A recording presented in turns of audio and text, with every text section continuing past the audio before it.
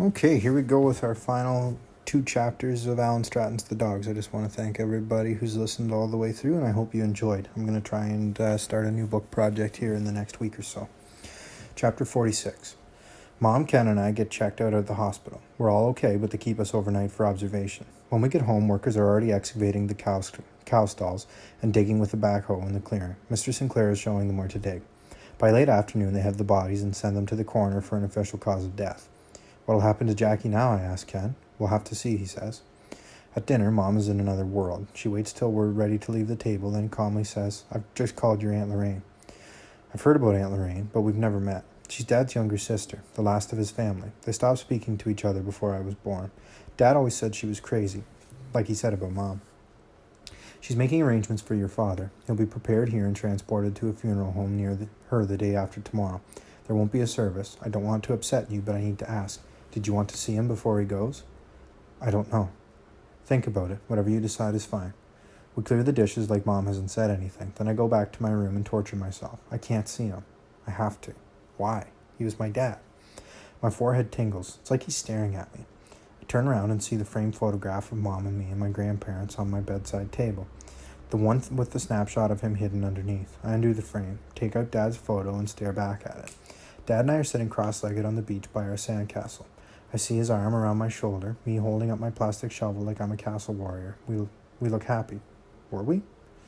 I look deep into Dad's eyes. What was he thinking? Who was he? I can't imagine him talking to me out of the picture. I imagine him talking to me out of the picture. Buddy, it's me, Dad. You have me all wrong. I rip the picture to bits. My heart beats like crazy. It's the only picture of Dad I have. What if I want to see him again? I won't. I should flush the pieces down the toilet, burn them on the gas stove, but I'd feel too guilty. Instead, I seal them in an envelope, take them to the basement, and lock them in the coal room. It's all I can think to do. Next morning at breakfast, I tell Mom, I don't want to see him. My face goes funny. I can hardly breathe. I'm not like him. Please tell me I'm not like him. Cameron, you'll never be like that. You have feelings. You care about people. I cry. Mom says I can stay home from school until I feel ready to go back. She'll get homework from my teachers. Good. No way I want people all around asking me questions. Grandma and Grandpa arrive in the middle of the morning. They drove all night. It's weird seeing them in person again. All the happy feelings I used to have when I'd see them come flooding back. Grandpa's whiskers still tickle when he rubs his chin on my forehead, which is kind of embarrassing now. Grandma still smells of apples and cinnamon. They'll be here for a few days. Mom's put them in the big room down the hall from me. Ken's staying in her room. My grandparents like Ken a lot. He's been a part of our last few calls. They tease him with the kind of jokes that old people think are funny. The next couple of days, Grandma and Grandpa sit with me at the card table working on jigsaw puzzles. They brought a ton. I always thought jigsaws were stupid, but it's nice to be with them, thinking about nothing except separating the corner and outside pieces and figuring out what goes where. Friday, Ken brings home this week's Bugle. The front page headline is Local Boy Solves Murders. The story has my pictures, and the cops call me a brilliant young detective and other stuff that makes Mom proud. Just below, there's a write-up of how Dad wanted to kill us and how I fought him off and he was killed in a coyote attack. Sniffer dogs didn't turn up anything, their handler says. They ran in circles like they were chasing ghosts. The head of animal control says that although coyote attacks are extremely rare, for the time being, joggers should stick to the main tunnels. Inside the paper, there's an article headline, 50 years later, Hannah Murphy vindicated. Cody and his family are pictured with his great-grandmother at the nursing home. He's holding her hand. Cody's grandfather says how much they all want to thank me for clearing her name and reputation. Once the coroner's work is finished, they'll be burying Matthew Fraser with his family. The other news of the day comes from Mr. Sinclair. I've finally seen a lawyer about the farm, he tells us. Seeing as my family tended and paid taxes for 50 years, he says there won't be a problem with the claim. I knew that. Still, it's a load off. There's nothing like having things certain.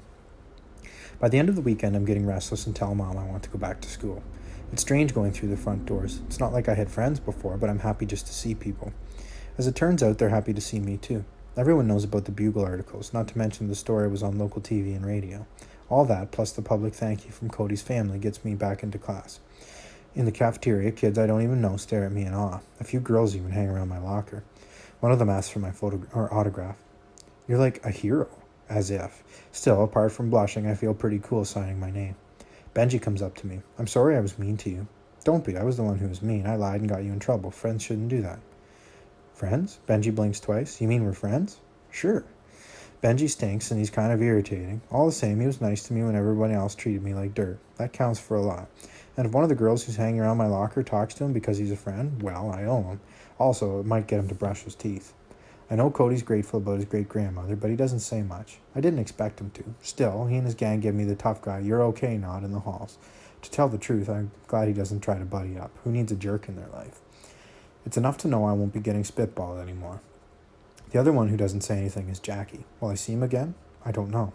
He comes and goes when he wants. Now that his secrets are out, maybe it's time he's happy to stay in the clearing with the dogs. Secrets have such a weight. When they're off, you're lighter than air. Maybe that's it. Maybe Jackie's free in the air. Chapter 47. Today I meet Dr. Harrison, the psychiatrist in Ramsey. When I first got referred, I didn't want to go, but now, even when I'm awake, I get flashes of Dad. Like, on our way to Dr. Harrison's office, we pass the bus station and I see the sign Elm Street. There's a guy getting out of his car. For a second, I imagine it's Dad getting out of Matthew Fraser's Pontiac. Dr. Harrison has a homey office in the Ramsey Medical Clinic. She's older than Mom with a bony face and long fingernails. I thought I'd have to lie on the couch, but she points me to a leather armchair.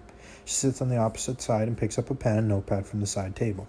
So what would you like to talk about? She smiles and waits for me to answer. I shrug and sit there, hoping she'll say something else. She doesn't. Eventually, the silence gets too weird, so I say, guess you heard about what happened with my dad? I know she must have, but she doesn't let on. Would you like to tell me? Not really. More silence. I look at her desk lamp, the box of Kleenexes beside my chair, and the medical degrees on her wall. Well, he'd been after Mom and me since we ran away, I say at last. I finger the tiny cracks in the leather of the right armrest. Then, bit by bit, I start telling her, including random stuff I'd forgotten, until I hear myself saying it. Before I know it, the words are a flood. I can't stop, but I have to. The hour is over. I'm seeing her tomorrow and the next day, and then twice a week for as long as I need. How was it, Mom asks when I get back. Fine. What all did you talk about? Not much, I smile. Nothing about you, if that's what you mean. Mom blushes. Sorry, I shouldn't have asked. All the way back to the farm, I look at the fields and think about the session. Today, all I talked about was Dad. Pretty soon, though, I'd like to talk about Jackie. The coroner's report has just come out. Like we figured, he died of suffocation. The coroner said his bones had 5 healed fractures. Jackie. I love Mom, but there are things I could say to Dr. Harrison that I'd never be able to say to her. At least not yet. Mr. Sinclair drops by mid-evening. He's been in a great mood since seeing about the farm, but tonight he's clicking his tongue more than normal. I've just come from a meeting of town council. They've agreed that Jackie can be reburied in the clearing. That's fantastic. A couple of councillors squawked about how they didn't like burials on private land, but I argued that the township has no laws against it. Jackie'd already been there 30 years, and the clearing's out of sight, out of mind. So in the end, they decided to leave things be. Jackie would be so happy. Mr. Sinclair nods. Something else that would make him happy too. Council gave permission for his mother to be buried beside him. All things considered, it's only right. The two of them together, resting peaceful forever. Mom asked Mr. Sinclair to sit down and bring us out some food. We have some news too. Would you like to tell him, Cameron? You bet, and I do. My news is the best news ever, even if it's not really a surprise. I mean, I've always kind of known that Mom watches me when I'm smiling at Ken. A couple of times she said, you and Ken seem to be getting along better than in the beginning. When she fishes like that, I roll my eyes, sigh, and say, Mom, or sure, why not? Because come on, who talks about stuff like that? But it's true and she knows it. I've teased them about how they're getting on too. Are you guys going to get married? Which makes Ken grin and Mom flip her napkin at me. I've had one marriage too many, don't you think? All the same, we all know Ken wouldn't still be here or have ever stayed in her room if they weren't serious. So this morning at breakfast, when they asked if I'd mind us moving into Ken's place, I was more than ready. Mind? I've been packed for weeks. I still don't know if Mom and Ken will ever get married. What I do know is, whatever they decide, from now on, we're a family. I hear them talk about our future all the time. It makes me happier than I ever thought was possible. Ken's a great guy. I never knew what a real dad was before. I do now. A real dad is someone who loves your mom and treats her right and cares about you more than anything. My bags are packed and I'm ready to go. I'm in the clearing. There's a carpet of fresh, crisp snow halfway up my boots. I'm leaving, I tell Jackie. I've come to say goodbye.